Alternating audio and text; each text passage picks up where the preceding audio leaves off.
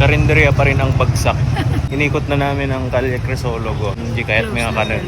Kahit may kanan dat toilet da. Awan nga talaga. Nag-ikot na kami sa Calle Crisologo. Although siguro kasi late na, hindi na namin nabot ang open yung iba. Pero ito talaga yung hinahanap ko, yung local food nga talaga. Nagpa-chop kami ng bagnet. Tapos kunak, sir, daba KBL yung. Ito, kamatis, bagoong laso na. Pakawadan parang special request na. Mabaling kayo magpa-request. Tikastoy.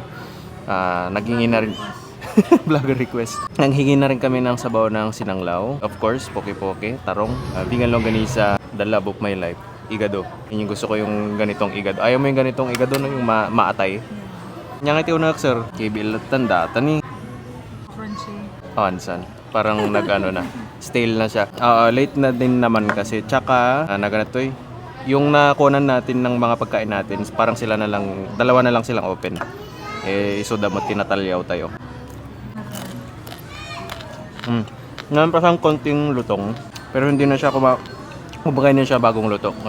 Nung nalot ng di ko laman na, fatty, juicy. Tapos may alat siya Hindi ko alam kung norte o sur yung hindi sila naglalagay ng asin. Paki-correct na lang. KBL. KBL nga talaga timang dala. Try natin tong puki-puki. Gusto mo yung smooth ng pagka-grill niya. Unplant. Kaya ko ba to? Malambot naman. Nalang try mo. Gusto ko lang yung sibuyas. Ano siyang tigas?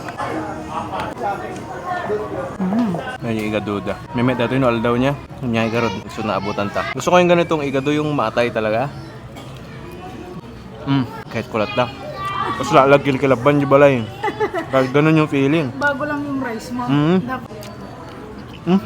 Igado sa bahay na yung ma-livery taste, savory, tapos may konting tang galing sa suka. Mayap.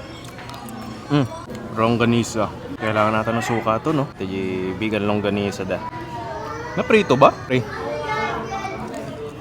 Mas gusto ko siya ng may konting browning o yung tostang Pero garlic, peppery, walang tamis. Ayaw ko kasi matamis na longganisa. Hindi ganito yung longganisa na nilalagay nila sa sa empanada. Oo, lagyan ko na ng suka. Ako naman, fan ng matamis na longganisa. Yung sinanglaw pala, damot sinanglaw da dito Pero sa sabaw lang yung kinuha natin. Although, mayat-mat. Meron tayong pupuntahan bukas na matinding sinanglawan dito. Nire-recommend nila. So, yeah. Let's call it a day. Bye-bye. Sir, saan natin ang tambay dito